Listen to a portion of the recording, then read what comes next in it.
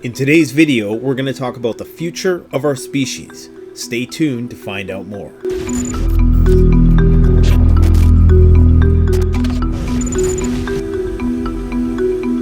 Now, the thesis of this video is that the future is nomadic, that homes may well become a thing of the past.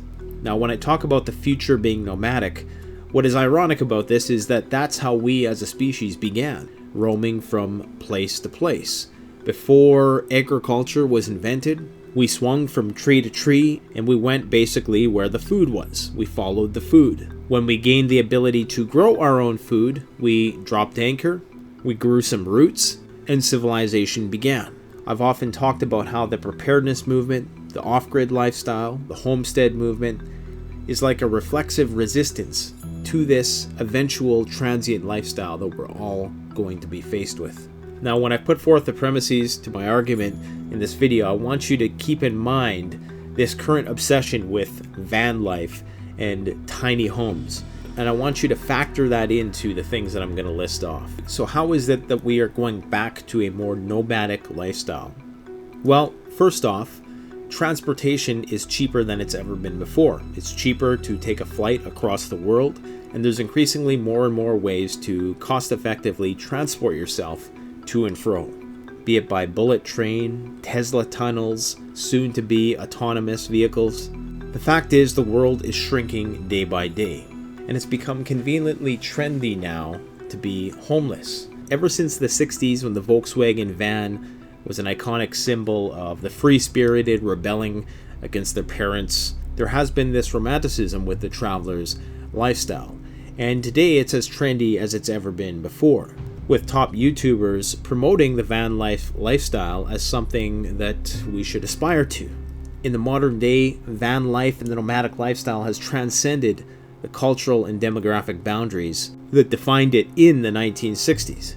So it's no longer just rebellious hippies that are doing it, everybody's doing it. And this coincides with a lot of technological advancements and the societal expectations that we have for individuals nowadays. For example, people are having less children. If you don't have children, you don't need to ever have a home. You can drift to and fro for the rest of your life, especially seeing as more and more people are now able to work on the internet. It used to be that in order to work a steady 9-to-5 job, you needed a fixed position in the world. Nowadays, increasingly more people are working online, meaning that they're not bound to one location. Another thing which may liberate people from the drudgery of the 9-to-5 workday in a fixed location is going to be a universal basic income. If you just have money deposited into your account every month, there's going to be a lot of people who are doing more freelance work, which once again is not going to require them to have a fixed address. And because there's so many things to do in the virtual space, people are filling that void which at one point may have been filled with having children, with virtual musings. And by the time millennials are old and society begins to ignore them, because we live in, of course, in a cult of youth, where unfortunately the wisdom of old age is not revered as it once was, well, around that time artificial intelligence and robotics are going to fulfill the need for companionship that they have. You won't have to worry that nobody's visiting you at the old folks' home, because your friends will be algorithms comprised of ones and zeros, and there'll be robots that help you meet your daily needs. If you want to see how that's going to play out in the future, go and watch the movie Her with Joaquin Phoenix, which shows people who in the not-so-distant future form very deep and meaningful relationships with their Siri-like personal AI assistants. What are some other ways that we're becoming nomadic? Well, like I said before, the future is virtual. The lack of physical space due to the increase in population is being made up for in cyberspace. So people are content with smaller and smaller dwellings as the virtual space opens up in order to occupy our minds. I mean, who needs a nice big yard and a nice view when you have an endless stream of video games and social media to keep you busy? We don't even necessarily need hard drives anymore because everything can be stored on the cloud. In fact, the internet itself is doing its part in manifesting this technocratic nomadic world, allowing us to have any information anywhere at any given time. The more holographic our world becomes, and by holographic I mean that in a hologram, one piece of the hologram contains the information of the whole. And increasingly, our world is starting to resemble that. The universality that comes through tech monopolies and corporate monopolies has made for a very predictable road trip experience. And as the virtual experience becomes more and more immersive, teleconferencing starts to look more like teleportation, because virtual reality is going to allow us to interact with people as if they were right beside us.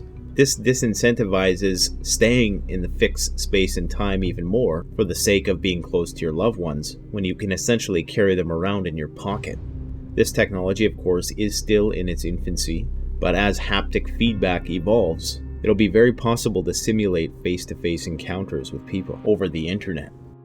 Around the world now, you have pod hotels popping up, something which likely would have never been accepted in the past, prior to the virtual revolution, if you will, where people are literally staying in hotels the size of closets. It's not uncommon for people in highly urbanized areas in the East, places like Hong Kong, Shenzhen, Shanghai, for people to live in dwellings no bigger than 100 square feet. The only way people can keep their sanity in that sort of environment is if they have some increased interconnection with the rest of the world, some escape from that overcrowding. Call it the Matrix, call it what you want, it's the internet. And the internet is becoming faster and faster and more integral to our lives. Information is being generated and uploaded at such a fast pace right now that lots of these social media platforms like YouTube have had to curtail it by disincentivizing people to create content, because there's simply too much information being uploaded and they can't keep up with it.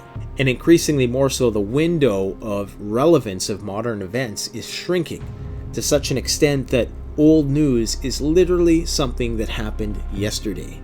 And increasingly, old news is now something that happened an hour ago. We're getting to a point that the only relevant news is going to be current news, and things ever more quickly fall into the white noise of the not so distant past, because there's simply too much information for us to keep up with. All of this is pushing us into a nomadic lifestyle, one where the private space is superseded by the public space, not only online where we concede all of our information to the world. If you've never seen the documentary We Live in Public, I suggest you watch it. That's going to give you a good indication of what the future looks like. In this increasingly interconnected world, distance becomes irrelevant. Due to increased environmental regulation, public space continually supersedes private space. Private space becomes more and more regulated and infringed upon, to a point where we no longer have ownership of space. We simply occupy it and we move to another space. Kind of like Airbnb, or renting one of those cars, or getting an Uber, or renting one of those bikes. The future is nomadic. Even relationships are becoming more transient and less committed. The nuclear family is dissipating, and the functions that the nuclear family performed in the past have been constantly being replaced by technology and public institutions, like the education system. Even if a person wanted to lay anchor in one of these cities, they're only going to be able to rent. And rent itself is another very modern concept. Rent is becoming so expensive in densely populated areas that in order for you to live in one of these cities, just to make a living, you need to share a place with several people. And of course, you're never going to own it. And there's also a global trend, of course, that we must consider. Globalization. A movement of people to and fro, one that is increasingly unrestricted, especially as we enter the era of climate refugees, economic refugees, war-torn country refugees. What we're seeing is the end of family. We're seeing the end of tribalism and a new age of individual nomadic lifestyle. Now, to some, they see this as a utopia, but depending on the lens that you view it through, it very well could be seen either way. It could be seen as incredibly dystopian, because it means that you have nobody in your corner and you're on your own and you're just a number, another cog in the wheel of the system. On the other hand, you could view it as you have incredible freedom, that the once nomadic lifestyle, which thrived off an ecological landscape, has been supplanted by one in which you are free to thrive off the man-made, artificial urban landscape. There's a certain freedom in having no possessions, but there's also a great danger in having no possessions. Most people on this channel are going to be incredibly freaked out by the notion of living in public and having public ownership of everything. I, of course, can relate to that. We also have the notion of postmodernism, the prevailing philosophy of the day. But it's the belief that there is no truth and that there is no fixed point of reference for anything. So what better mode of subsistence to complement that than the nomadic lifestyle, where there is no home, where you just go to and fro, live in the virtual world, own nothing, have no deep, meaningful connections with anybody except algorithms and people like me who you'll probably never meet. A scary thought, isn't it? With postmodernism, anywhere you go is home. Anywhere you go, that's where the truth is. To some people, that's a utopian thought. To others, like I said, it's a very scary, dark, dystopian thought. Because there is potential for people to be highly vulnerable in such an environment where they have no intimate support systems and they have no fixed address. We may even be looking at the end of snail mail, so you won't even need an address. A lot of people in van life talk about how one of the big challenges is not having a fixed address. If they want to order something on Amazon, they got to send it to their buddy's place. Who knows? Maybe in the future, you won't even need a fixed address to order things from Amazon. Now, the future I'm talking about is all contingent upon the fact that we don't destroy ourselves and that things don't go to hell in a handbasket long before that time. The probability of that happening becomes increasingly more so by the day, because one look at what's trending in light of all the pressing existential challenges that we face as a species, one becomes increasingly cynical about the future, to say the least. But if by some stroke of luck we're able to keep this freak show operational for the next, say, 50 years, I think a post-industrial nomadism is the way of the future. We only briefly touched upon austerity and how this whole glorified van life and the small, tiny home life is being glamorized in the media. And I'm not saying there's not benefits to living a minimalist lifestyle. Indeed, there is. And like I said, there's a freedom to this, and that's why a lot of people would think that this sort of lifestyle is quite utopian. But as I've hopefully concisely presented to you today, many reasons to be very concerned. So I'm going to ask you, the YouTube community, do you think that we are becoming more nomadic? Do you think that this is a good thing or a bad thing? Do you think that the increasingly ephemeral and ever-changing nature of things is a good thing or a bad thing? Let me know in the comment section below. This should be a good one. Thanks for watching. Don't forget to like, comment, subscribe. Canadian Prepper out.